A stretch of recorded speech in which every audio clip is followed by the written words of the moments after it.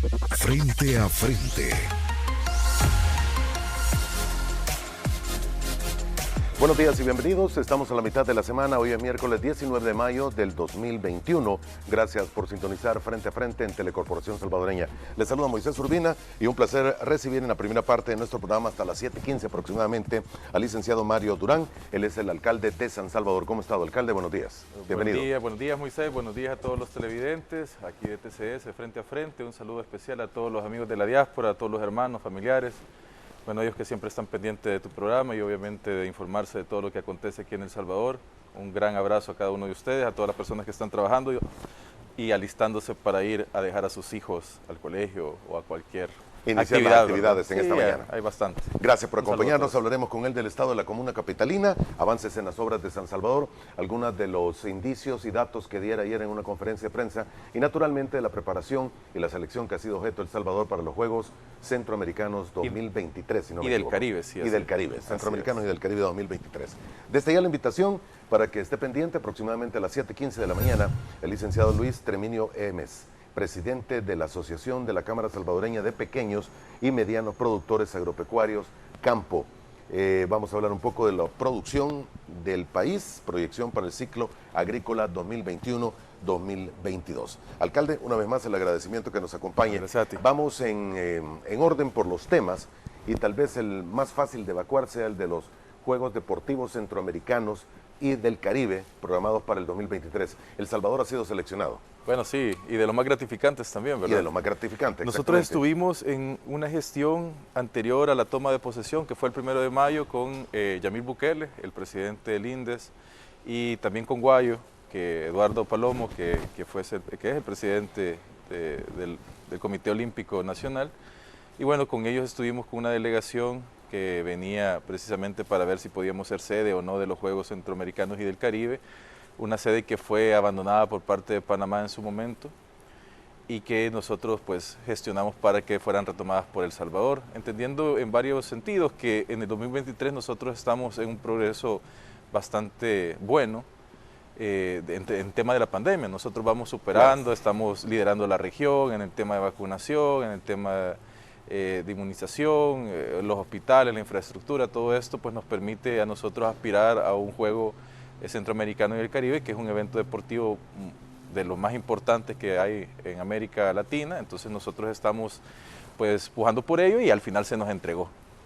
Como te repito, fue una gestión anterior a la toma de posesión, ya lo estábamos haciendo como alcalde electo, fui invitado por parte de Yamil y bueno, fuimos parte de ese comité y estábamos compitiendo con Puerto Rico, que, o sea, se podrá imaginar una ciudades mucho más desarrolladas y con infraestructura mucho más desarrolladas, pero también todo lo que nosotros hemos hecho en función del tema COVID y todo lo que nosotros hemos hecho en los últimos tiempos con el tema de deporte nos permitió que... Fue punto determinante para que fue punto determinante, además nosotros lo llevamos por cada una de los lugares donde serían los juegos, la apuesta por infraestructura. Estamos hablando de una gran inversión la que se viene en los próximos 2 años en infraestructura, que va a permitir dejar un legado a los deportistas salvadoreños, que a mí me causa muchísimo orgullo, porque al igual que Yamil, al igual que Guayo, pues participé de juegos parecidos a, bueno, los mismos juegos, pero en otros tiempos. Y realmente es una alegría, porque estar en un juego centroamericano el Caribe, en un Norseca y todo, te llena el espíritu deportivo, el espíritu de las Olimpiadas y conoces muchísimas personas. Es una experiencia muy bonita cuando eres joven y te permite abrir las puertas de tu país a otras ciudades, y esto bueno, es una fiesta completa. Y si bien es cierto la sede va a ser en San Salvador, la fiesta la vamos a hacer a nivel nacional, ¿verdad? Y hemos incluso hablado, el día de ayer un periodista nos preguntaba qué sucede si se logra incorporar el surf, por ejemplo, a las disciplinas que se van a desarrollar en los Juegos en el 2023, que en este momento están en 32. Bueno, y si es el surf, pues nos vamos a La Libertad y compartimos sede con La Libertad. ¿Y qué tal si las instalaciones deportivas de tal disciplina se desarrollan mejor en Santa Ana? Pues nos vamos a Santa Ana también. Es decir, la idea es generar las mejores condiciones para todos los países que van a venir. Son 32 países también los que estarían participando, entendería yo. Sí, entendería yo. Y bueno, los detalles igual Yamil te los puede dar en su momento, pero es impresionante todo lo que se va a venir, porque también la inversión en infraestructura va a dejar suficiente legado para las siguientes generaciones. Ya toda nuestra infraestructura está muy gastada. Hay una apuesta también por la vía olímpica. Esto está ahí por Mexicanos, me imagino lo conoces. Sí. Entonces todas estas zonas que nosotros queremos apostar Han quedado descuidadas. totalmente, y es porque, bueno, yo recuerdo cuando estaba joven, más joven, estábamos viendo allá en Merliot, ¿verdad? Cuando se inauguró todo El polideportivo. el polideportivo, y eran instalaciones muy bonitas, pero se fueron descuidando con los años, ¿verdad? Entonces la inversión de deporte tiene que ser constante, y los Juegos Centroamericanos y el Caribe siempre son un punto de inflexión para la inversión en el deporte, así como lo fueron las Olimpiadas en Barcelona o los son en México. O sea, la infraestructura se desarrolla en ese momento y queda como un legado. Y queda como un legado. Creo que el deporte va a tener su año en El Salvador en 2023. Confío mucho en los atletas que se están desarrollando en estos días. Creo firmemente que van a haber medallas para El Salvador, buenas medallas, buena cantidad de medallas, y estoy seguro que vamos a tener sorpresas también. Los jóvenes están entusiasmados, además de que cuando se presentan estos juegos y vos sos la casa, pues querés sacar casta, ¿no? Y en ese sentido vamos a tener un muy buen espectáculo en el 2023. ¿Se tiene algún estimado de la necesaria inversión que se va a De tener? la necesaria inversión son 230 millones, apuntaban allí el día de ayer. Es la necesaria inversión, me refiero en todo, para mejorar tener todo, toda la absolutamente infraestructura. todo. Pero para los Juegos Centroamericanos y el Caribe seguramente no se necesiten los 230 millones, sino que sea un desarrollo un poco más largo, se necesita mucho menos, pero son 25 sedes las que se quieren mejorar. Igual, yo creo que, como te digo, nada es poco en el tema de deporte. Nuestros atletas lo merecen, han hecho un gran esfuerzo, son personas que son muy disciplinadas, se dedican enteramente a su disciplina, y después nos traen orgullo, y es como todo, ¿verdad? Cuando ves la gloria y ves la medalla, todo El Salvador está unido y se siente parte de la gran victoria, pero el desarrollo le corresponde al atleta, el esfuerzo y el sacrificio está en él. Por lo tanto, nosotros tenemos que invertir desde ahora para tener esos juegos y que sean de lo mejor que nosotros hayamos tenido. Decirte, 2023 también va a albergar los Juegos Centroamericanos.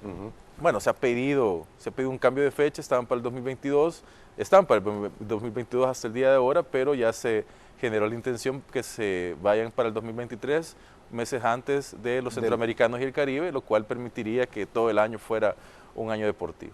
Qué bueno. Estos eran los que se tenían programados de alguna forma con la Comuna de la Libertad, ¿verdad? De Santa Tecla.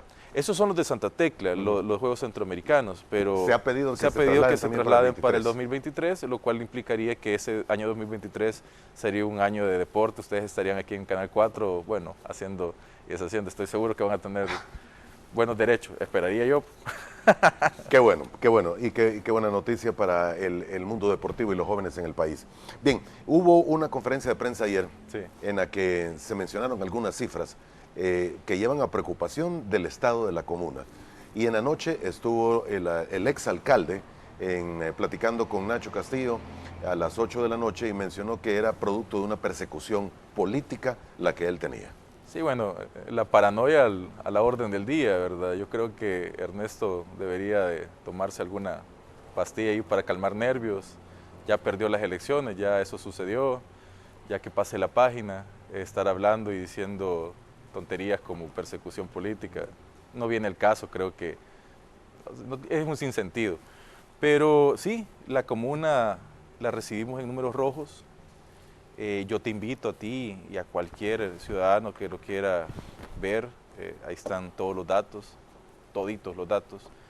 Bueno, todavía estamos recaudando algunos, pero la gran cifra ahorita es que aumentó la deuda de la alcaldía, que nosotros hablábamos fuera de cámara hace un momento, que las alcaldías por naturaleza siempre mantienen un nivel de deuda, porque obviamente no son por definición una empresa que genere lucro, sino que hay una inversión social, la cual es sumamente importante para el desarrollo de las ciudades, pero que en este sentido siempre se mantiene como dentro de un margen de endeudamiento considerable, pero dentro de lo normal, ¿verdad? Él vino y de una aumentó en casi 47 millones, estoy seguro que vamos a llegar a esa cifra porque seguimos sacando facturas, 47 millones de deuda más a la deuda que ya tenía la alcaldía de San Salvador. esto no puede ser porque prácticamente duplicó la deuda que se venía acumulando desde que tuve entrevistas al alcalde, pues. Ajá. Entonces, dicho eso, ¿El total de la deuda en este momento? ¿De cuánto? 100 millones para redondear, ¿verdad? 100 millones para redondear. Sí, y el exalcalde Mason la habría aumentado en 47, solamente él. Ahí está, duplicada totalmente, ¿verdad? Entonces, pero tú te tienes que remontar a los tiempos de Héctor Silva antes, si quieres, para entender la deuda antes de Ernesto Mason, que serían los otros 50 millones. Y después de la nada, en cuestión de 3 años, una deuda de 47 millones que no se ha pagado. Nosotros tenemos un gran reto por delante, tenemos que administrar la ineficiencia y la incapacidad de Ernesto y sumar a la capital en los próximos 3 años. Vamos a lograrlo, pero sin duda es una situación que por mucho no es la que uno desea encontrarse en la alcaldía. Cuando tú ves y revisas las cuentas, los grandes proveedores no han recibido pago en una gran cantidad de tiempo. Las casas donde se encuentran algunas sedes de la alcaldía de San Salvador no han recibido su arrendamiento. Aquí pueden escribirte y seguramente te puedan decir cuántos son los montos, de $50,000, $80,000 de deuda en arrendamientos. Nosotros no hemos podido cancelar al pequeño, mediano empresario que llegó y confiando en la alcaldía le hizo pan para alguna festividad o un payasito que llegó y dio sus servicios en las primeras fiestas que realizó Ernesto. O sea, ¿hasta deuda de este tipo? No, sí, nosotros tenemos deuda. O sea, literal tengo una lista interminable que va desde los $18 de deuda, lo cual todavía no me fijé exactamente qué era, pero lo vi porque era el que inicia. $18. Hasta millones de dólares. En todo este monto de la deuda que usted menciona, de los $100 millones aproximadamente, está incluida aquella deuda que podría ser a largo plazo. Sí. No, la de largo plazo no. Esos 100 millones son la deuda que ya tenemos montada. O sea, la de largo plazo se interpreta de esta manera.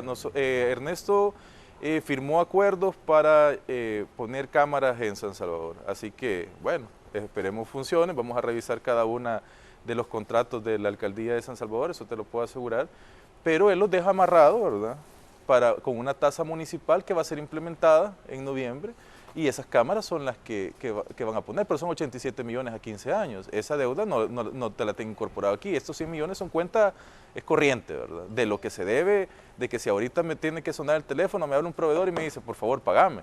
No es que yo te voy a generar condiciones para pagarte en 10 años. No. Son 100 millones aquí a la mano, ¿verdad? Los 47 millones de Ernesto son ya proveedores que me están hablando y me están diciendo, por favor, reunámonos, necesitamos ver cómo salimos de esta deuda, yo entiendo que no es tu deuda, pero, o sea, en ese sentido estamos ahí. Cuando usted menciona el pago de renta, algunos inmuebles que utilizan, me imagino, las oficinas de los distintos distritos. Sí, de los distritos, del Instituto del IMJ, de la Secretaría de Cultura, de la Secretaría Antidrogas, de la Secretaría, bueno, son estas, ¿verdad? Es curioso porque después hay personas en todo este tema, que ya lo vamos a tocar seguramente, de los empleados, que aparecieron de la nada llenando oficinas que no tenían ni siquiera condiciones para ellos y que además no había una apuesta por esos lugares porque si hasta el arrendamiento debían. O sea, no se generó un programa, un proyecto, se llenó la planilla, se incrementó, se infló de manera exorbitante y además de eso ni siquiera se pagaban las condiciones para que ellos estuvieran ahí, es decir, la apuesta era para que murieran los lugares. Eso fue lo que hizo Ernesto en ese tiempo y fue lamentable. Ahora él habla de persecución y todo esto, pero creo que es el temor de responder ante la ley por sus actos. Y esta es una cuestión que nosotros tenemos que dejar bien clara. Uno puede decir lo que quiera en televisión, él es libre, tiene libre expresión, puede venir y decir ante las cámaras, me siento perseguido, no puedo dormir porque siento que Bukele me quiere, o sea, sí, lo que quiera. Ernesto, él sabe lo que hizo, él sabe lo que deuda, él sabe cómo lo hizo, él sabe todas las cosas que no están bien dentro de la alcaldía porque él las permitió o él fue cómplice de ellas. Así que creo que es momento de ser un poco pues, más claro con las cosas, ¿no? Y de frente a la población ser transparente y responder por todos los actos arbitrarios que cometiste. Alcalde, cuando usted menciona que hay inmuebles que no se ha pagado el alquiler de los mismos y que son deudas, decía usted, no quiero equivocarme en la cifra, pero $40, $50,000, cualquiera pudiese pensar que los 3 años no se les pagó. Ah, sí. Así ha sido. Y si querés, en la siguiente conectamos al financiero de la alcaldía que te vaya diciendo los montos exactos. Y yo no tengo ningún problema. Y bueno, tal vez un poco por el tema de las personas que sí se les adeuda, no hay que... No hay que mencionarlas, en pero sí te puedo ir diciendo el IMJ tanto, la secretaría tal tanto. Es absurdo. Si yo lo sé, cuando tú me consultas y me vuelves a preguntar por el tema en específico, entiendo el nivel de mala administración que parece inverosímil, ¿verdad? Uno no puede dar credibilidad, pero así fue. O sea, se le debe a una gran cantidad de personas. Yo hacía una gira adentro de las oficinas centrales el primer día que asumí, y en el mismo momento que yo llego a Oasi, habían 2 personas que me abordaron. Una era una abuela que cargaba a su nieto y con su hija a la par, y me decía, me deudan $8,000 desde hace 8 meses. Bueno, pues podrías decir $8,000, pero una señora muy sencilla que esos $8,000 representaba todo el capital de trabajo que había invertido en una sola apuesta en favor de la alcaldía de San Salvador para prestarle un servicio. Y no tenía nada, y había pasado 8 meses recorriendo las oficinas de la alcaldía de San Salvador para que se le cancelara. Y no encontraba respuesta. Nosotros le cancelamos ese día, el primer día. Otra persona arriba estaba entregando un escrito de parte de una empresa que se le debían $2,000. Y ella me dijo, tengo 10 meses de que no me han pagado, he venido aquí 10 veces, aquí están los papeles que demuestran las veces que yo he venido y no me han cancelado, son $2,000. Otros $2,000. Bueno, ya he decidido no dar la vuelta por lo Oasi en estos próximos días, pero sí es una situación bastante crítica, y esto es culpa de la mala administración y del desinterés en las finanzas de la comuna. O no sé si lo hizo a propósito, en una de esas él no tenía ninguna intención de continuar en la alcaldía y dejar en problemado al que continuara, pero sí, es real. Los grandes proveedores también están en la misma situación. Él no ha cancelado absolutamente nada. Tú te diste cuenta el tema de la basura que tuvo San Salvador en una situación bastante precaria e insalubre. Bueno, pues a la empresa que genera la disposición final, es decir, la que recoge, la que tiene esta basura en el último punto, no se le ha pagado. Y ellos no son empresas de beneficencia, ¿verdad? Ellos tienen que lucrarse de algo, porque si no, entonces no generan condiciones para seguir adquiriendo. No lo pueden hacer así 10 años. O sea, no lo deberían de hacer en ningún momento, porque es una empresa privada. Al final, pues Ernesto no cancelaba, no pagaba en ningún momento la disposición final, y se les acumuló tanto que ellos decían, pues que no puedo pagar que me jalen este cabezal, ¿verdad? Porque ya los gastos operativos ya no puedo con ellos. Y igual se les ha pedido paciencia a cada uno de estos grandes proveedores, se les ha pedido paciencia y se les ha dicho muy honestamente, este mes no hay pago. Así, definitivamente. Y te lo digo al frente de las cámaras y a las personas, este mes no hay pago. Nosotros vamos a empezar a hablar, y voy a decir empresas bueno, tipo Digicel, ¿no? Se le adeuda $700,000 en teléfono. Digicel, una empresa, bueno, no sé si se puede, pues, claro. Son marcas, pero más allá del tema de que es que son empresas, pues, y si no tiene contexto y no tiene transparencia si no menciona el nombre. $700,000 en deuda. Y ellos dicen, nosotros queremos seguir colaborando con la alcaldía, la situación es complicada, ellos nos dijeron que había un abono. $700,000. Sí, pero eso no es deuda, eso es, Moisés, para que tú entiendas el menos problema, pues. O sea, yo te lo digo para mencionar el más chiquito, por no decirte el más grande. Sí, pero son $700,000. Sí, una compañía de teléfonos significa que tenían teléfonos. Ah, no, o sea, el teléfono que cargo, que por cierto lo tengo quebrado, ¿verdad? Para que no vaya a salir en cámara tan... Es mío, pues. Yo no uso teléfono de la alcaldía de San Salvador, ni pienso utilizarlo, pero sí. No, la gama era gama alta, ¿verdad? Una gran cantidad de teléfonos. Eso no es problema de la empresa, eso es lo que pidió la alcaldía, pues claro, ellos prestaron el servicio y a lo que se les solicita se les entrega. Pero adeudar esa cantidad de dinero, corremos peligro, por ejemplo, que la operatividad de algunos sectores de la alcaldía, como lo es Desechos Sólidos, que tienen sistema de telefonía, entre ellos, enlaces para no gastar. Sí, claro, por lo menos no comunicarse, van a generarse gastos. Cuando yo llegué a la alcaldía de San Salvador, la gente de Desechos Sólidos, los que andan recogiendo la basura, los motoristas, ponían de su dinero para ponerle combustible a los camiones. O sea, yo alcancé a ver eso. Yo tuve que solicitarle a empresa privada no donara combustible para empezar a operar el 1 de mayo, desde antes. Esa era la situación real. Vamos a la junta directiva de desechos sólidos, a la primera, y nos encontramos que no hay para aceite, no hay para engrasar los camiones, no hay para cambiarle las llantas están en las lonas, literalmente. O sea, condiciones precarias que ponen en peligro a los tripulantes, ¿verdad?, de cada uno de los camiones, que de los 43, pero de los 41 camiones compactadores que se compraron en la administración del presidente Nayib Bukele, 13 están embancados. Y resulta que me dicen, bueno, pero son 13 y necesitamos ahorita como mínimo $100,000 para empezar a levantarlos. Bueno, $100,000 está bien, hagamos la transacción, y de repente cambian de acetato y eran 20 acetatos más con deuda en desechos sólidos que acumulan más de $9 millones. O sea, los carros de la alcaldía, los vehículos, ningún vehículo está asegurado. ¿Qué significa eso? Pues no está asegurado, puedes no tener seguro. Bueno, lo que sucede es que si hay un accidente a terceros o al vehículo, la alcaldía tiene que responder de manera personal, o sea, la persona involucrada, etc. Que no tienen que chocarlo. Bueno, sí, el problema es cuando las situaciones son complicadas, que es un accidente tal cual, pues nadie intencional va a ir a estrellar un vehículo, un poste, ¿verdad?, o algo similar. Esas son las realidades de la alcaldía de San Salvador. Eso es lo que nosotros estamos viviendo hoy por hoy ahí. Cualquiera pudiese pensar, no se están inflando los datos, no se están inflando las cosas para mostrar Moisés, más un panorama más difícil del que hay. Hagamos un reportaje especial y vamos, y yo mismo me siento con los reporteros y se los empiezo a pasar hoja por hoja. Me encantaría que la población salvadoreña esté hasta con el último detalle.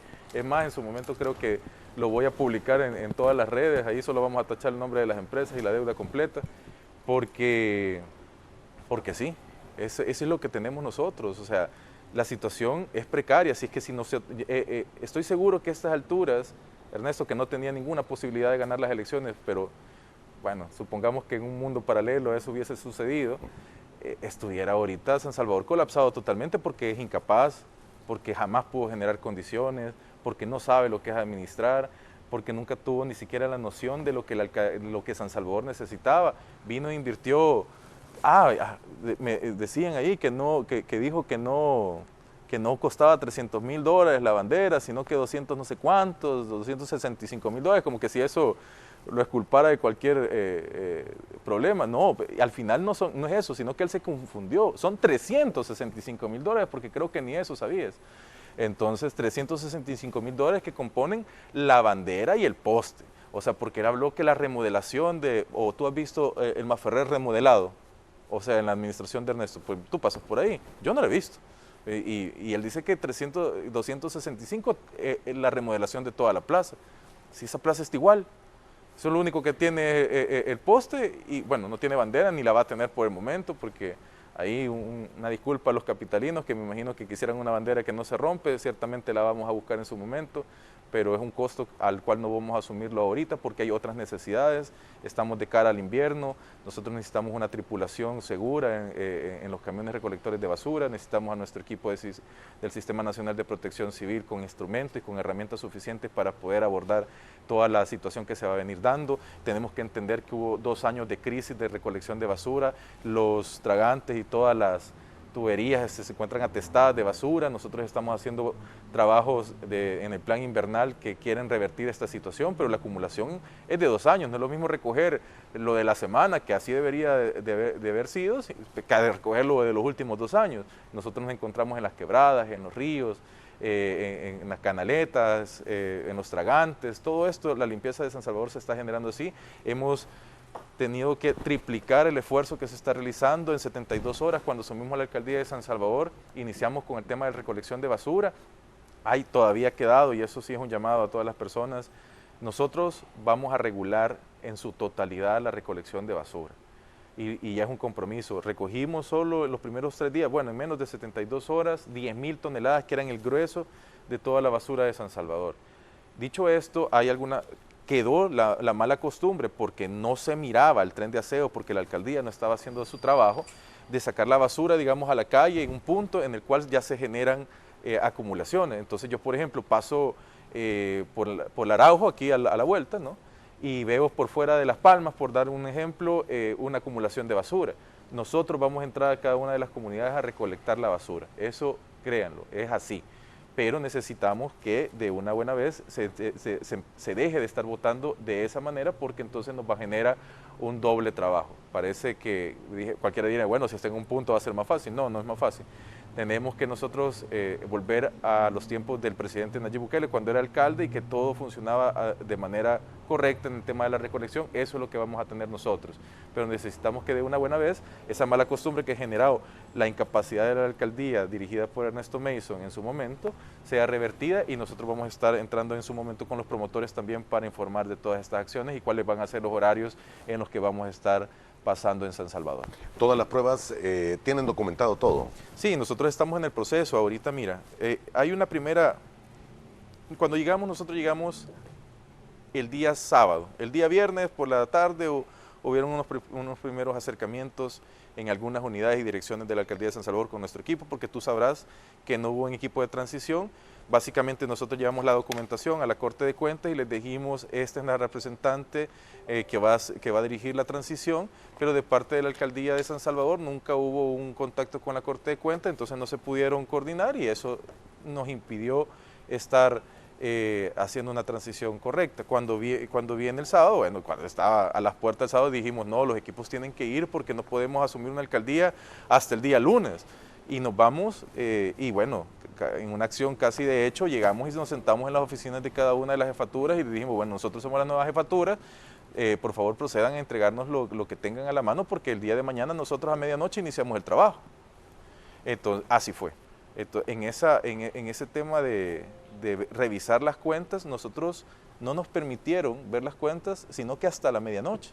Y nuestros equipos trabajaron hasta las 4 de la mañana. Y eso porque el sábado teníamos consejo y teníamos que entregar un esbozo de cómo se encontraba la situación, pero al día de ahora nosotros seguimos recopilando información acerca de la deuda, porque hay facturas, por ejemplo, que quedaron desperdigadas en las diferentes autónomas y secretarías de la Alcaldía de San Salvador, que cuando llegan a la central se suman a la deuda. Y es en eso en lo que hemos estado estos primeros 18 días, es decir, lo que tú estás viendo y lo que yo estoy hablando hoy contigo, puede ser que a fin de mes, cuando ya todo esté en perfecto orden, el número sea diferente, pero lo que yo te puedo asegurar hasta este momento son esos 46, casi 47 millones de dólares, como te digo, estoy seguro que van a llegar a eso, y que toda esta deuda pues es acumulación histórica de todo lo que se ha venido dando y del mal manejo de los fondos de la Alcaldía de San Salvador. Hay algunos interrogantes de los amigos televidentes, las vamos a leer cuando volvamos a hacer...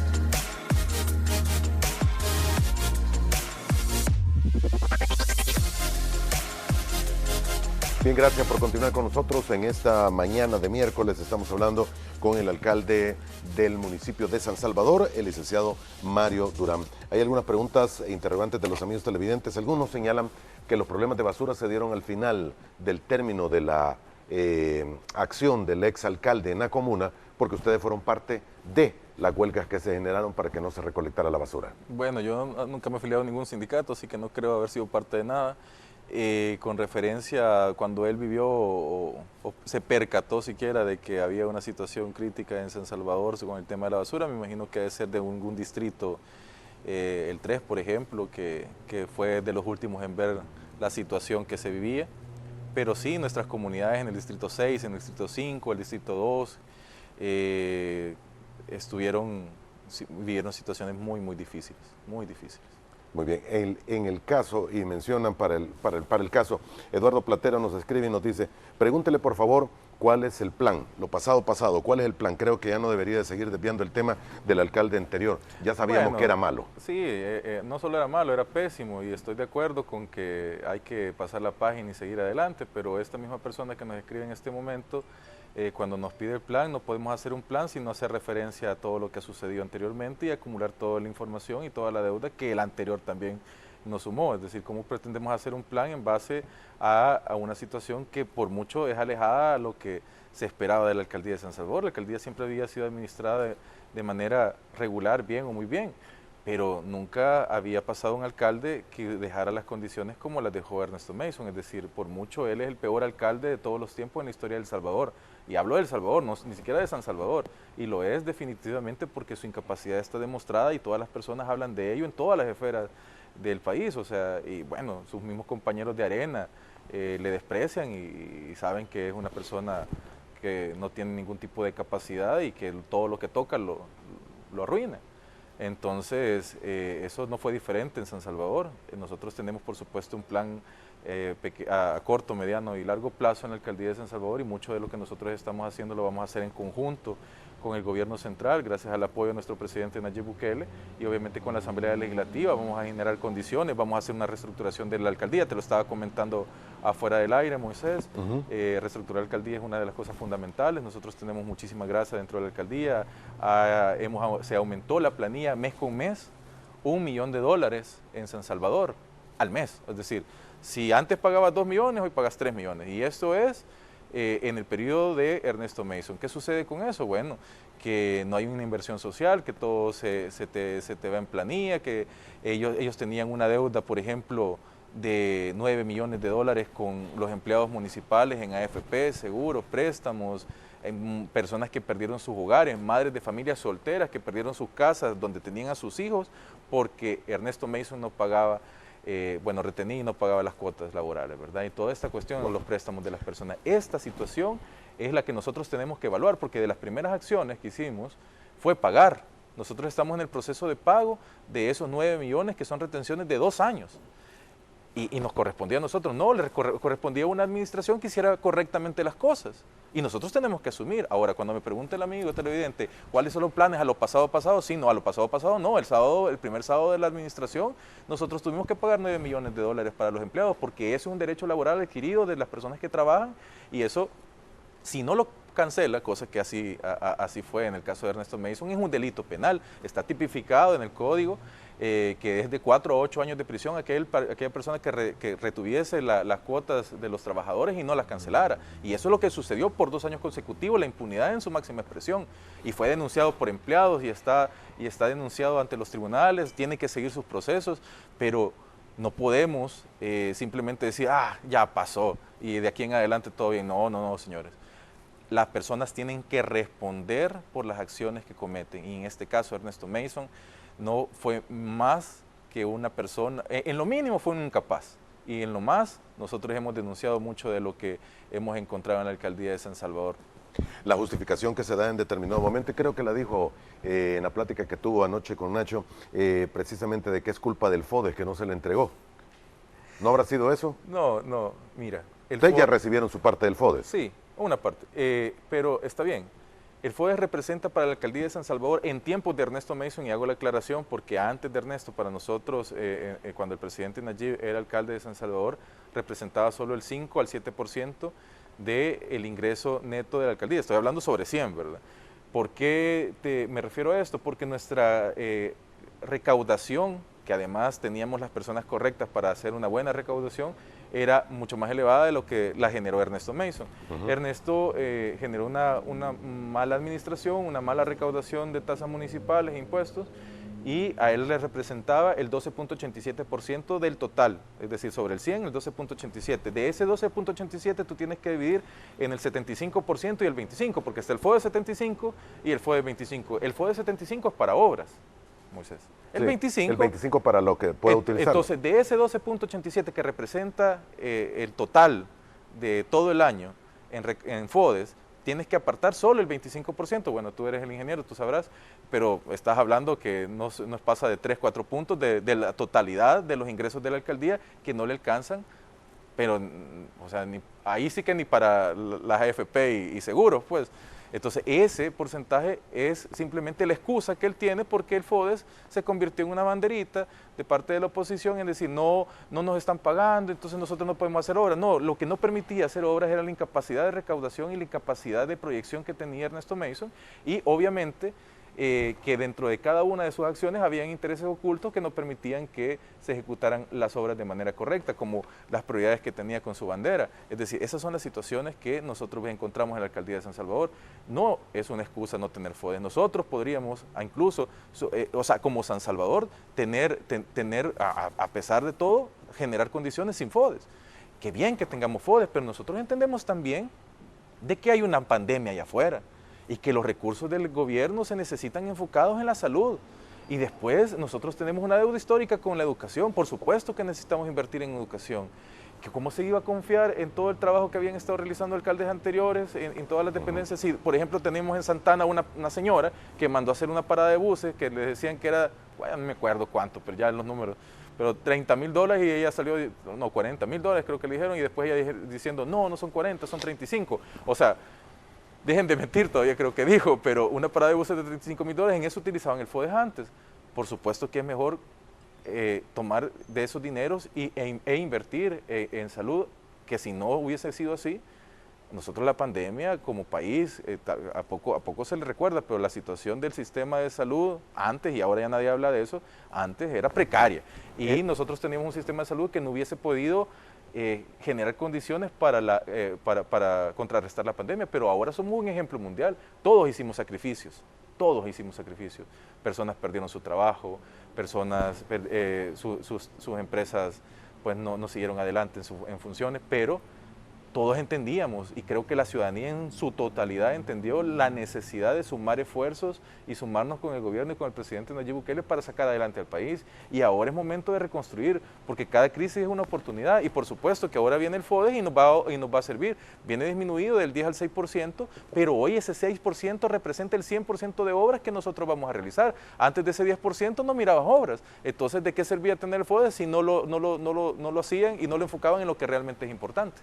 Muy bien, me queda ya poco tiempo, alcalde, pero el otro tema pendiente es también planilla, la cantidad de trabajadores. Sí. ¿Ha encontrado plazas políticas y plazas fantasmas? Fantasmas, parientes, diputados suplentes, de todo hay en la alcaldía de San Salvador.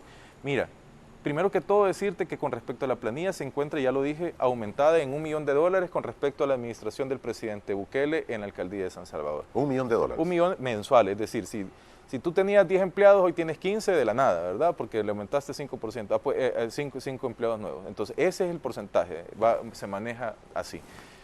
Terrible. Eso empezando por ahí, porque no encontramos a las personas que llegaron de la nada, gente que no tiene condiciones de trabajo en sus lugares porque simplemente aparecieron ya al final, gente que no marcaba, gente que apareció, que se sabe que eran activistas, hay videos, hay fotos, gente que pertenecía simplemente al Partido Arena y se le dieron plazas fantasmas por amiguismo, por lo que sea. Entonces, eso es lo que nosotros encontramos en la alcaldía de San Salvador. Eso lo vamos a denunciar con nombres y apellidos en su momento. Eso lo tenemos bastante claro, y las personas, además hay testimonios de parte de empleados de la alcaldía de San Salvador que van a atestiguar al respecto de ese tema. Y todo esto es lo que nosotros vimos y vemos el día a día. Cada día nos sorprendemos más de las aberraciones cometidas adentro de la alcaldía de San Salvador por parte de Ernesto Mason y de su grupo. Es decir, nosotros no podemos siquiera pensar que alguien tenía esa alcaldía simplemente para hacerlo lo de él. Ayer estaba hablando que deja Arena, ¿verdad? Y que se va a convertir en un movimiento, bueno, no sé quién podría seguir a un perdedor como Ernesto Mason, pero suponiendo que fuese así, viene diciendo que tiene meses pensándolo, y meses pensando en convertir, o sea, es decir, meses que se aprovecha entonces de la alcaldía de San Salvador para generar condiciones, entre comillas, para su movimiento, porque de ahí no se entiende hacia dónde se fue el dinero. Todos nos preguntamos qué se hizo, y nosotros vamos a seguir la huella y vamos a encontrar exactamente lo que se realizó en la alcaldía de San Salvador. Muy bien, solo para dejar este tema cerrado, ¿cuántos empleados tiene la alcaldía aproximadamente? Bueno, 5.600. 5.600. Sí. ¿Y de estos 5.600 qué? ¿1.500 podrán haber sido 1.200, los que 1.200, entraron en los últimos 3 años? Bueno, tengo el dato, 1.240 y algo, 1.200. ¿1.200 son los que entraron? Sí, en el que estarían en ese periodo. Y en esas plazas que no se sabe qué están haciendo. Exactamente. 1.200 personas. Sí. Solo en la alcaldía de San Salvador. Sí, más. O sea, de los que ya tenía. Porque es una alcaldía grande. Tú entenderás que es una alcaldía bastante, robusta. Es decir, nosotros tenemos 2.000 empleados en desechos sólidos. Todo el tema de la recolección de basura es bastante fuerte. Tenemos desarrollo urbano, tenemos los agentes del CAM. O sea, hay un número importante. Y para brindar servicios a la capital se necesita pero 1.200 empleados de sopetón y con salarios altos. No, así no funciona la alcaldía. Cuando me da el número usted de que es $1 millón mensuales. Más. Por eso. En referencia a cómo terminó nuestra administración. La administración de ustedes. $1 millón mensuales es una cantidad increíble de dinero. Sí, exagerada. Para una alcaldía sí. de un país como el nuestro. Sí. Y cuando preguntas dónde están las obras de Ernesto Mason, no hay en ninguna parte. Es decir, 2 o 3 cositas ahí en 3 años no representan una alcaldía que esté trabajando para los capitalinos. Es lo básico, es que nosotros no estamos esperando encontrar grandes cantidades de proyectos, y ya sabíamos que él no tenía la capacidad, pero encontrar 2 o 3 cositas nada más en 3 años es absurdo. Es decir, el dinero se diluía en cosas innecesarias porque no había una priorización y no había un plan a ejecutar de parte de esa administración. Muy bien. Y nos escribe Michael Pérez y nos dice, es momento de pagarle realmente el salario a las personas, porque de abril todavía hay 500 que no se nos ha pagado. Sí, dicen. sí, efectivamente, y te comento cómo funciona y tú me vas a entender perfectamente. Bueno, también los amigos televidentes. Él no pagó, abril, se fue sin pagar. No, y después ayer anda diciendo que le cerraron las cajas, pero yo no sé, tal vez no tiene idea de cómo funciona la alcaldía de San Salvador, porque cajas le cerraron, o sea, y no es el alcalde, pues en todo caso no podría, o sea, no sé de qué está hablando.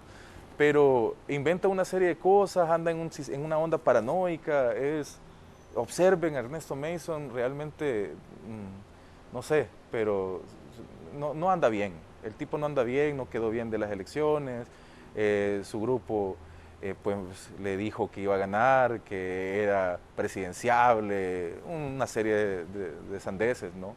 Y él se las creyó, y él vivió creyéndose eso. Y al final él se ve al espejo y se da cuenta que simplemente es un perdedor, que no hizo nada por la capital, que la gente lo sabe. Y bueno, ante esa situación no podemos más que tener un poco de lástima, pues. Pero no podemos ya continuar con personas como él. O sea, ya, eso pasó a la historia, en su paranoia que se quede, pero bueno, al final vamos a continuar. Ahora, pero no me respondió, hay 500 personas que no se le han pagado todavía. Sí, y te comento qué pasó. En esa paranoia de decir que se le habían cerrado las puertas, nadie paga el 30, el último mes, no las alcaldías. Nosotros no vamos a pagar el 30, nosotros vamos a pagar la próxima semana, es decir, no, perdón, sí. Nosotros estamos, es 2022 que pagan. Entonces, nosotros vamos a pagar el 2022 porque vos sabés que si llegaste a 30 ya te cayó mora por un montón de lados. Pues empezamos por ahí. Después decir que se le cerraron el último día de la caja. Por Dios, o sea, esperaste primero, esperaste el último día, después pasas la deuda. Nosotros tuvimos que llegar sábado a ver la central. Cada una de las dependencias, cada una de ellas necesita firmas que tú tienes que enviar al banco, que el banco tiene que venir y verificar, que después tienes que hablar para confirmar quién es el tesorero, pasar el nombre y los datos, y esa es una llamada de comprobación que viene hasta los 5 días.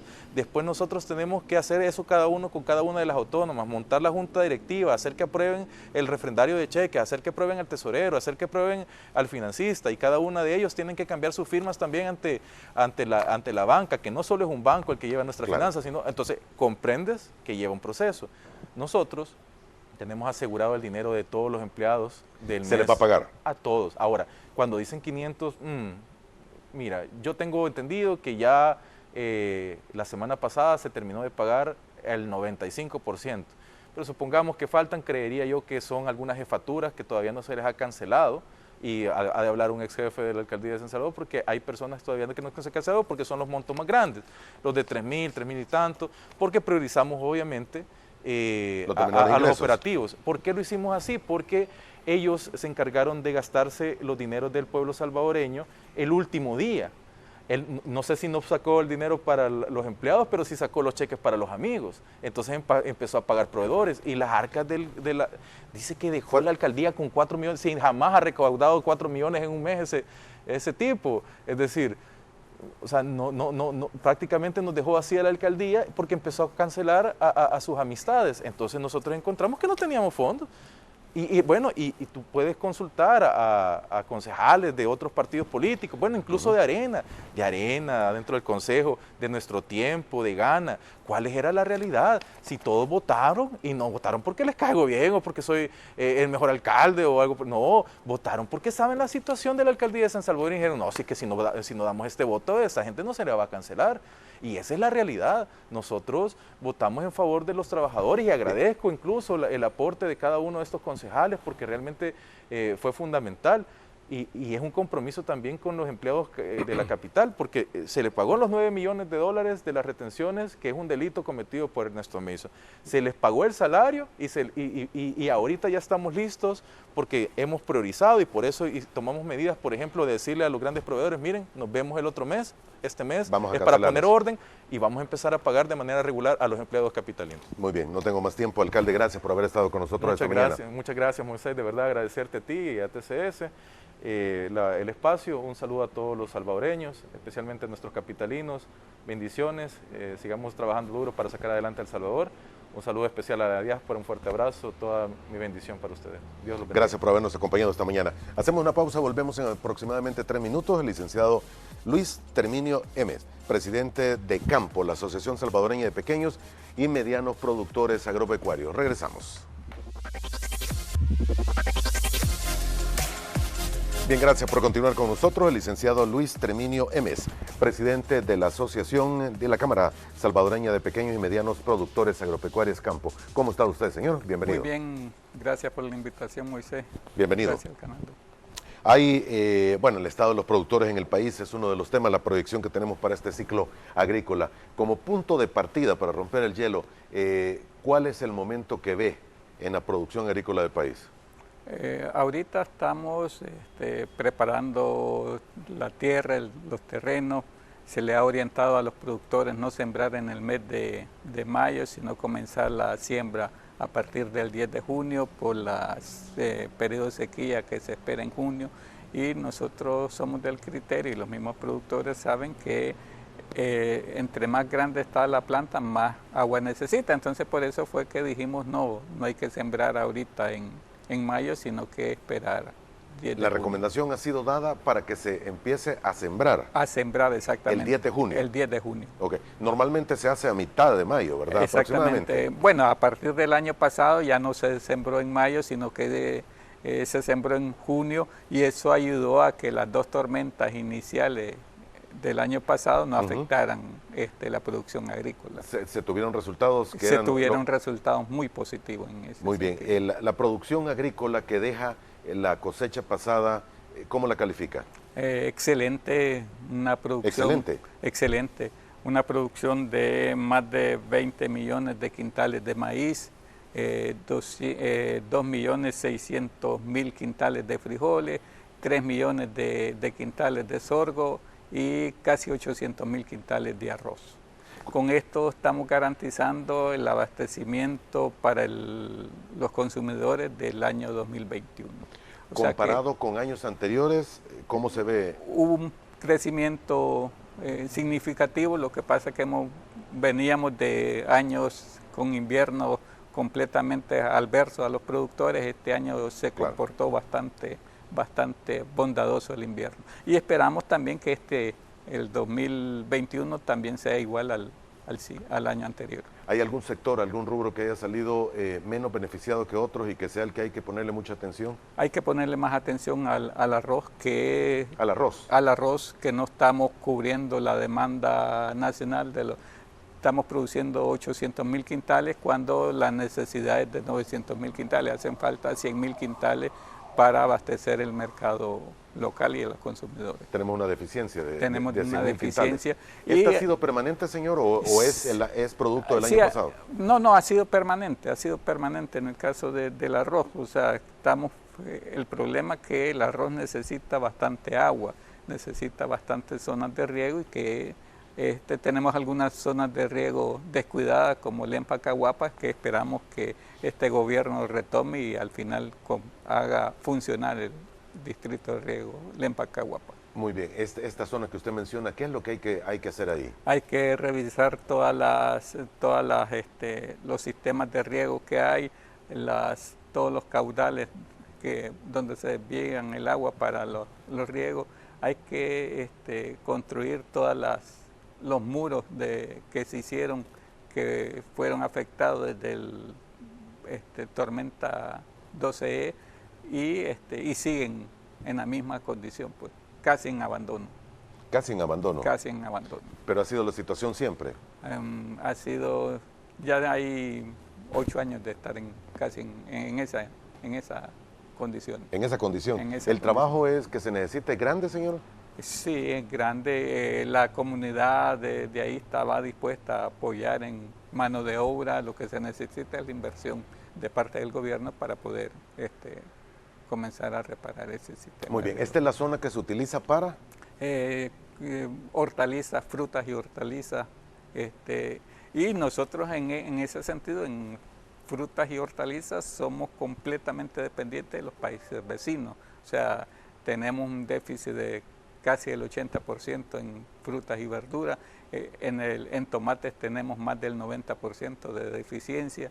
En cebolla tenemos otra cantidad de deficiencia. Entonces lo que necesitamos, además de ese distrito de riego, buscar cómo diversificar la agricultura. No podemos seguir dependiendo del cultivo de maíz y el arroz y los frijoles. Lo que pasa es que es un cultivo de subsistencia. Estamos de acuerdo que hay que seguirlos cultivando, pero a la par hay que ir diversificando la agricultura para poder beneficiar al productor. Cuando usted me dice la deficiencia que tenemos en el caso del tomate y la cebolla, el tomate me dice 90%. Sí. O sea, es dato preocupante, señor. Sí, prácticamente dependemos de lo que nos venda.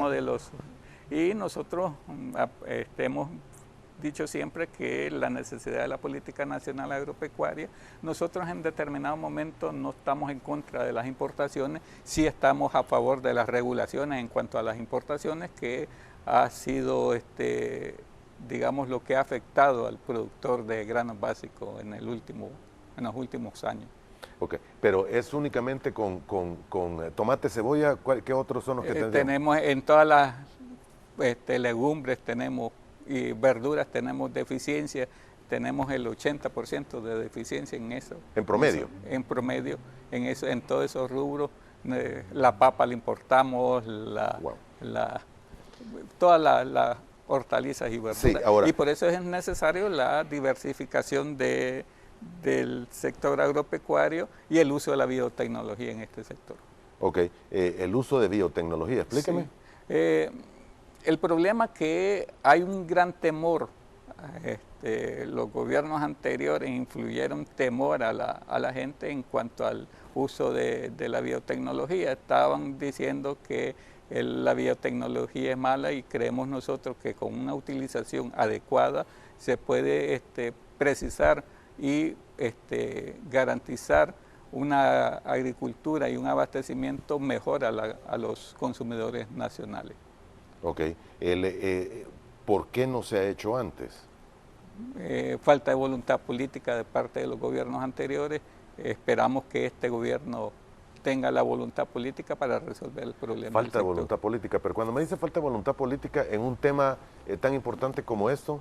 Lo que pasa es que la visión anterior, digamos, de los gobiernos era, si un proyecto era presentado por la derecha, se oponía a la izquierda. Si era presentado por la izquierda, se oponía a la derecha. Y nosotros consideramos y hemos planteado siempre que el problema de la agricultura no es un problema ni de izquierda ni de derecha, sino que es un problema nacional y por lo tanto hay que resolverlo como todas las fuerzas unidas. Ok, ahora, pero se podría pensar que se tiene una oportunidad de oro en este momento. Ahorita tenemos una oportunidad de oro, no hay, digamos, no podemos decir, hay oposición en la asamblea, hay un solo bloque que puede resolver fácilmente, no es necesario que se pongan de acuerdo ni izquierda ni derecha, sino se cuenta con los votos necesarios para fortalecer al sector agropecuario. Exactamente. Señor, ¿cuál es el punto más importante en el cual debería de enfocarse esta nueva administración en todos los sentidos, teniendo la Asamblea Legislativa también acorde como para poder tomar medidas adecuadas? En primer lugar, nosotros hemos dicho que hay que regular las importaciones. Eso estamos claros. Las importaciones. Las importaciones. Pero si somos un país que no produce lo necesario Pero si, por ejemplo, producimos suficiente maíz, producimos más de la cantidad de maíz que necesiten los consumidores, producimos más de la necesidad que hay de consumo de frijol, son 2.400.000 quintales de frijoles que necesitamos y se están produciendo 2.500.000 quintales, o sea, estamos produciendo 100.000 quintales más de los... Lo que me está diciendo es proteger... Proteger al productor nacional, esa es la FAO lo ha recomendado, las Naciones Unidas lo ha recomendado y nosotros hemos dicho también la necesidad de eso. Y el problema que tenemos, que la misma FAO está diciendo que de cada 10 hogares rurales, 7 tienen crisis alimentaria. O sea, es una cantidad bastante grande, son 684.000 personas que están en esa condición de crisis alimentaria, y el problema es que no se está apoyando la agricultura nacional. Nosotros hemos tenido conversación con el actual ministro, hemos dicho que estamos dispuestos como campo a apoyar todas las acciones que ellos realicen en favor del sector agropecuario, pero también le hemos dicho que nosotros no vamos a dar cheques en blanco, sino que simplemente si están haciendo las cosas bien, los acompañamos, los felicitamos, pero si empiezan a hacer las cosas mal, también criticamos. Y ese fue el problema que tuvimos con el ministro anterior. Al ministro anterior empezó a hacer importaciones desmedidas en cuanto a los productos que estaban saliendo. Estaba saliendo el maíz, estaba saliendo el frijol, y en vez de comprar a los productores nacionales, se compró fuera del país. Se compró fuera del país. Así hay muchos productos que se están comprando fuera del país, señor, y que son producidos localmente. Exactamente, o sea, digamos, por ejemplo, en el caso de los lácteos tenemos un déficit de un 40% y se importa un 120% arriba de la necesidad. Entonces se satura el mercado, y cuando se satura el mercado, el que es afectado es el productor nacional, y esto no va en beneficio del consumidor ni siquiera. ¿Por qué? Porque los precios son manejados por los comerciantes. O sea, por eso nosotros hemos planteado y hemos dicho la necesidad de la creación de la reserva estratégica, o sea, para poder que el gobierno controle el precio de los... Cuando usted me dice reserva estratégica... Somos el único país de Centroamérica que no tenemos una reserva estratégica. ¿Desde cuándo? ¿O nunca la tuvimos? Desde la desaparición del IRA. Ajá, exacto. Y se refiere, si lo queremos ver en términos físicos, a los famosos silos y el guardar producción agrícola para momentos para de vacas momentos flacas. de crisis, para momentos de especulación, porque el problema de los cereales es que se maneja de una manera informal, entonces hay que buscar cómo regular ese mercado. Bueno, hemos tenido momentos críticos, señor. El hecho de que el COVID nos ha venido a detener todo, pudo haberse llegado el momento en el que no tuviéramos legumbres y verduras entrando de Guatemala a Honduras al país. Sí, pudo haberse dado, porque si los gobiernos se hubieran protegido. Los hubieran protegido, no hubiéramos tenido nosotros la oportunidad de comprar. Entonces nosotros hemos dicho, y la misma FAO ha recomendado, hay que apoyar la producción nacional de cara a cualquier crisis, de cara a cualquier situación anormal que se da. Por ejemplo, en el 2016 perdimos el 50% de la producción de maíz. 2016. 2016 con lluvias. Con sequía. Con sequía. Sequía. Perdimos el 50% de la producción de maíz. Para ese año estábamos produciendo 18 millones de quintales, perdimos casi 9 millones de quintales. Y como no había reservas, se inundó el mercado nuevamente con importaciones. O sea, si hubiéramos tenido reservas, se hubieran sacado las reservas y se hubiera podido beneficiar. Hubo un momento en que el maíz estuvo a $63 el quintal. El resto del país. Pero esos $63 no llegaron a manos del productor, sino que ya el comerciante tenía acaparada toda la... ¿El resto de países centroamericanos tienen reservas estratégicas? El resto de ¿Todos? Todos. Guatemala, Honduras, Nicaragua, Costa Rica. Exactamente, todos tienen reserva estratégica. O sea, es preocupante. Sí, y curioso también el por qué. Sí, lo que pasa es que como se satanizó la situación del IRA, es cierto. Entonces, los gobiernos no se han preocupado por hacer un instrumento que sustituya al IRA y que en realidad se crea la reserva estratégica. Ahora, ¿ustedes han tenido ya pláticas con el Ejecutivo, con el Ministro de Agricultura, con el nuevo Ministro de Agricultura? Con el nuevo Ministro de Agricultura hemos tenido pláticas, ya hemos tenido 2 reuniones, en las 2 reuniones le hemos planteado la necesidad para las importaciones. Él se ha comprometido con nosotros en que no van a realizar importaciones siempre y cuando no se necesite.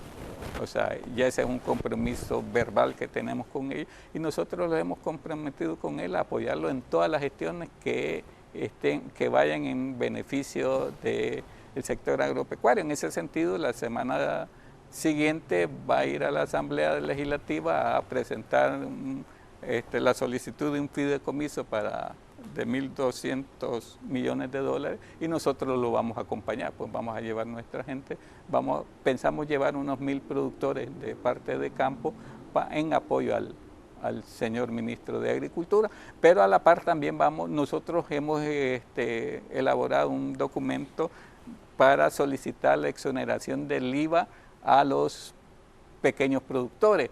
¿Por qué hablamos de los pequeños productores? Porque los grandes productores no necesitan de exoneración del IVA, porque ellos recuperan el IVA a través del crédito fiscal. O sea, los únicos que al final terminamos pagando el IVA somos los pequeños productores, y por eso estamos hablando de la necesidad de una exoneración a los productores de una manzana de granos básicos. Correcto. Hay algunos interrogantes de los amigos televidentes. Edwin Guerra nos dice, buenos días, sé del sector exportador a étnicos con problemas de falta de materia prima, entre comillas pone lote, ya que la delincuencia está afectando a los productores de la zona de Zapotitlán. ¿Conocen ustedes del problema? El problema no es solo Zapotitán, el problema es a nivel nacional. Inclusive se llegó un momento en que dentro de los costos de producción se tenía que poner un porcentaje para pagar extorsiones. Pues ya los productores sabían que tenían que poner $50 para poder cosechar una manzana de maíz. Entonces, y si no pagaban, los delincuentes los amenazaban, inclusive ya no podían ni sacar las cosechas, al final terminaban pagando. O sea, es una situación un tanto crítica. Gobierno, pero no le han expuesto eso a las autoridades. Este gobierno ya creó la policía rural, que la habían desactivado, y ya nuevamente se está coordinando esa situación de delincuencia y tratando de ver cómo hacer el país altamente productivo. Muy bien. Mauricio Linares nos dice, en noviembre del 2019 el exministro de Agricultura se comprometió con los regantes de Lempa, Acahuapa, de la margen izquierda para su reactivación, sin ninguna solución a la fecha. Lo que pasa, y es lo que estamos diciendo, hay que tomar un compromiso serio de parte del gobierno y los productores agrícolas a fortalecer y a buscar cómo reactivar al sector agropecuario. Y que no sean solo palabras y que no sean solo discursos, sino que en realidad vayamos a los hechos, pues a ver si reactivamos el sector agropecuario. En el caso, por ejemplo, Arena dijo que iba a reactivar el sector agropecuario, pasaron sus 20 años, no lo reactivó. El FMLN vino con su plan de agricultura familiar que iba a reactivar el sector agropecuario y no lo reactivó. Este gobierno con estamos haciendo historia, dijo que vamos a reactivar el sector agropecuario, y el sector agropecuario sigue en las mismas condiciones. O sea que hay que ponerse a trabajar y ya no seguir haciendo más política y promesas que al final no las terminan cumpliendo. Nosotros le damos el beneficio de la duda al señor ministro, sabemos que es una persona altamente dinámica y por eso es que decidimos apoyarlo en este sentido, y esperamos que no los defraude, pues como los ministros anteriores, pues esperamos que en realidad sí. Estamos hablando del nuevo ministro, ¿verdad? Del nuevo ministro, exactamente. Muy bien. ¿Es una persona que conoce el sector? Conoce al sector, ha estado involucrado en el sector principalmente de ganadero, conoce al sector, además que ha trabajado muy de cerca en Casa Presidencial con el programa del el plan maestro de reactivación del sector agropecuario. Inclusive hoy hay una actividad en el Sheraton Presidente en el Cron Plaza de consulta a los diferentes sectores agropecuarios del plan de desarrollo agropecuario. Pues, o sea, ya están consultando. Señor, tengo que hacer la última pausa comercial, pero antes de hacerlo, y solo por poner en contexto lo que me ha dicho usted esta mañana, porque hay muchos agricultores, sobre todo aquellos pequeños agricultores, que están como esperando un banderillazo de salida para comenzar la siembra. y parece haber cierta duda. Lo que ustedes recomiendan es alargarse hasta el 10 de junio. 10 de Comenzar junio. la siembra Junio. a partir del 10 de junio. Ok, los informes le indican que va a haber, bueno, y se ha mencionado mucho, siempre lo hay todos los años, Sí. las famosas canículas. Pero además de la canícula que se da en el mes de julio, se está hablando que en junio va a haber una pequeña sequía. Es similar a las sequías que estuvimos el año pasado, que fueron de 6, 7 días, que todavía no afectan. El problema que tuvimos en el 2018 es que la canícula se unió a un periodo de sequía, entonces pasamos 42 días en sequía y eso fue lo que afectó. Muy bien, entonces comenzar a sembrar 10 de junio. 10 de junio, exactamente. Y estar pendientes porque va a haber Estar- una pequeña canícula en junio, En y la junio. que siempre hay en julio. En julio, exactamente. Muy bien, vamos a hacer la última pausa en este momento y regresamos en aproximadamente 2 minutos. Siga con nosotros. Nuestro programa esta mañana de día miércoles, el licenciado Luis Treminio. Él es el presidente de la Cámara Salvadoreña de Pequeños y Medianos Productores Agropecuarios Campo. Hay algunas preguntas que todavía quedan. Los compromisos que se lograron en esta reunión que tuvieron con el ministro de Agricultura conllevan a ir a la Asamblea Legislativa y hacer una serie de peticiones, Sí. entre las que podría haber la excepción del IVA para algunos productos. Exactamente. Estamos vamos a solicitar a la Asamblea Legislativa la exoneración de insumos agrícolas para producción de una manzana de maíz, una manzana de frijol y una de sorgo. Aproximadamente son 34 millones de dólares que se va a solicitar de exoneración, pero de eso va a haber un compromiso de parte de los productores de retornar 2 quintales de maíz, que estamos hablando de que son 420.000 productores, eso hace una cantidad de 840.000 quintales de maíz, que con eso podemos iniciar la reserva estratégica, o sea que estamos como tratando de organizar toda la situación y buscando cómo al final del camino nosotros estamos diciendo son 34 millones, pero con la entregada de los 2 quintales son más o menos 16 millones de dólares en los 840.000 quintales, o sea que al final lo que se va a solicitar de exoneración son 18 millones de dólares. Ok, nos dice Edwin Guerra, la exportación de frijoles se ha visto limitada por 2 factores. Uno es la falta de producción local y la segunda, una norma legal que prohibía la exportación. ¿Cómo se encuentra actualmente la situación a efecto de continuar exportando frijol? Nosotros creemos que no es por falta de producción nacional. Le hemos producido el año pasado 100.000 quintales arriba del consumo nacional. El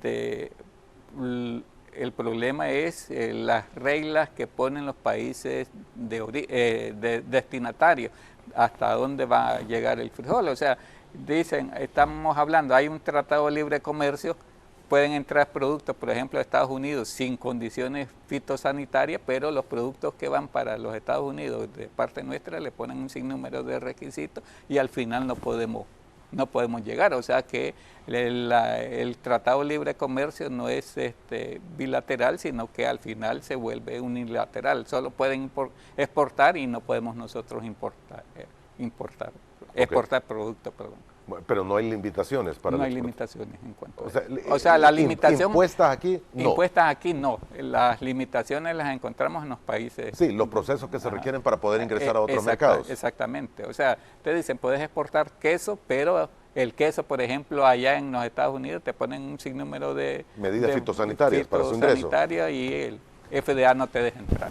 Exacto. Señor, en el caso del frijol, hubo años, recuerdo yo, no me acuerdo cuándo fue la más próxima, en los que hubo escasez de frijol, y el frijol es básico en la alimentación salvadoreña. Sí, o sea, llegamos a un precio de 1.25 en el 2015 tuvimos escasez de frijol. Y anteriormente habíamos tenido, para el gobierno del presidente Saca, tuvimos una escasez bastante fuerte también. Y ahí, a partir de ahí, además de buscar un instrumento meramente electoral, se buscó la cuestión de la entrega de los paquetes agrícolas. O sea que los paquetes agrícolas vienen desde el periodo de Tony Saca, que para ese tiempo se daban 2 quintales de fórmulas y 22 libras de semilla. A partir que llega Mauricio Funes se empieza a reducir la entrega se empezó a dar solo un paquete de un quintal de fórmula y las 22 libras de semilla. O sea, ese fue el periodo donde el sector agropecuario se ha visto un poco beneficiado. Nosotros estamos diciendo que el paquete agrícola resuelve, pero que hay que buscar otros mecanismos de transferencia de tecnología. Le estamos diciendo, hemos hablado con el ministro de Agricultura de la necesidad de darle al CENTA todas las herramientas necesarias para lo que fue creado. El CENTA fue para, además de investigación científica, fue creado para transferencia de tecnología y no se está haciendo. Pero el CENTA está trabajando. Está trabajando, pero a un nivel demasiado lento y con limitantes de recursos económicos. Por eso nosotros hemos dicho, al final el CENTA se ha convertido en los últimos gobiernos en el que transfiere solo los paquetes agrícolas. Eso es la función principal. Únicamente en el que transfiere. ¿Los paquetes agrícolas cumplen su función realmente, señor? Hay deficiencia en cuanto a los paquetes agrícolas. Hay todavía un buen número de cantidad de productores que son beneficiados y no son productores, digamos, en el padrón. Y eso no es casual. Por ejemplo, el ministro de Agricultura, Oreste Hortel, había dicho que dentro de la entrega de paquetes agrícolas el 33% no eran productores. Y por eso no es casual que cada uno de los gobiernos que vaya llegando depure el padrón, saca 125,000 beneficiados y vuelve a meter esos 125,000 beneficiados. Entonces hay que depurar el padrón, estamos de acuerdo en la depuración, pero que se haga en coordinación con las organizaciones y con los productores. Ese ha sido el ciclo que se ha venido dando. Ese es el ciclo que se ha venido dando. Muy bien. ¿Qué recomendaciones podrían haber o qué peticiones podrían haber, señor, específicas? En primer lugar, le hemos dicho que la necesidad de la creación de la Política Nacional Agropecuaria y un Consejo Nacional Agropecuario para darle seguimiento a los acuerdos que se tengan dentro de la mesa. Hemos pedido participación en cuanto a las discusiones de todos los temas en el sector agropecuario. El problema es que, por ejemplo, en el gobierno anterior, el plan de agricultura familiar fue creado por asesores extranjeros, no los tomaron en cuenta a los productores nacionales, inclusive por eso fue que sacaron dentro del padrón agrícola, dentro de los beneficios de los paquetes agrícolas al sorgo. Los que vinieron eran de Brasil y dijeron que el sorgo no era necesario y que tenía que salir de la agricultura familiar. Entonces eso fue lo que vino a perjudicar la producción de sorgo. Nosotros creemos que estamos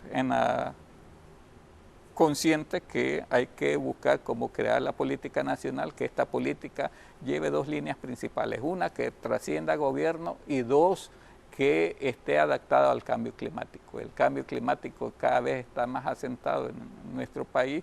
Ya, por ejemplo, ya no se siembra el 3 de mayo como era tradición hace el Día de la Cruz. El Día de la Cruz, como era hace algunos años. Ahora estamos nosotros inclusive recomendando comenzar la siembra a partir del 10 de junio. De junio, o sea, un mes. Un mes, o sea, 5 o 6 semanas después. Entonces eso es parte del cambio climático, pues entonces hay que buscar cómo adaptar a la agricultura a eso. Y se va ajustando también la agricultura, porque yo sabía para el caso de que había 2 siembras de frijol, primera y segunda, y hoy parece que hay una tercera incluso, sí, que es más pequeña. Sí, hay, o sea, nosotros el frijol, por ejemplo, ahorita en junio se siembra el 20%, donde se siembra la mayor cantidad de frijoles en agosto. El frijol necesita bastante agua y como en agosto ya está bien establecido. Y un 5% se siembra a partir de la salida del invierno, o sea, en las tierras fluctuantes. El maíz, por ejemplo, el maíz se siembra el 75% ahorita en junio y un 20% en el mes de agosto, y el 5% restante se siembra a la salida del invierno con las mismas condiciones, tierras fluctuantes, sistemas de riego y todo eso. Muy bien. Así, pero no ha sido siempre sí o sí. Siempre ha sido así. Y, por ejemplo, en la zona de Oriente siempre se siembra, la mayor cantidad de que se siembra en agosto es en Oriente, porque Oriente siempre ha tenido la tradición de sembrar en postrera. Señor, ¿cuántos años usted como agricultor? ¿Es agricultor? Sí, nosotros, por ejemplo, yo tengo 11 años Campos tiene 11 años de estar en una actividad pública y legalmente constituida.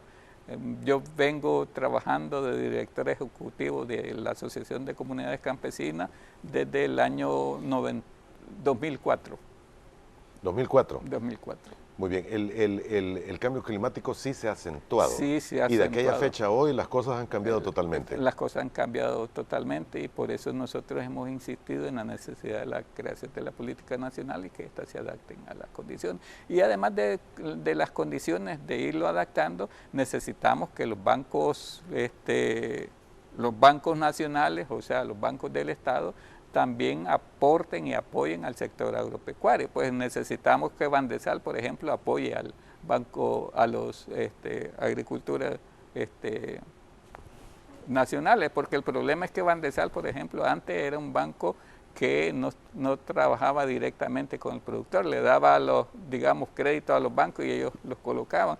Ahora sí se puede dar directamente y por eso es que nosotros estamos diciendo que Bandesal también debería apoyar a los productores nacionales. El problema es que el pequeño productor agropecuario no está calificado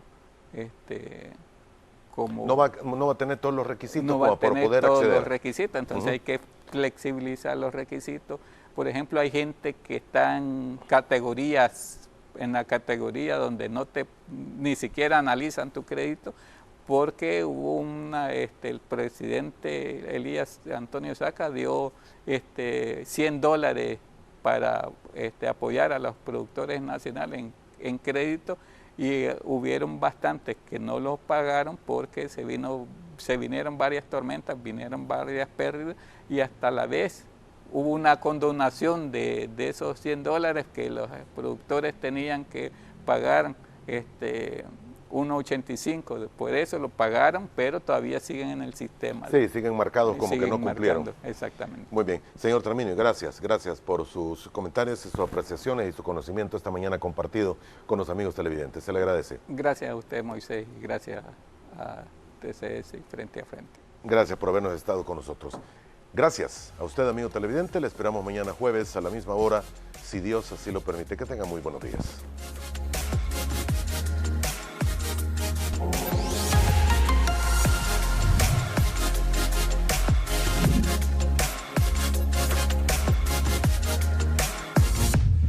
Frente a Frente.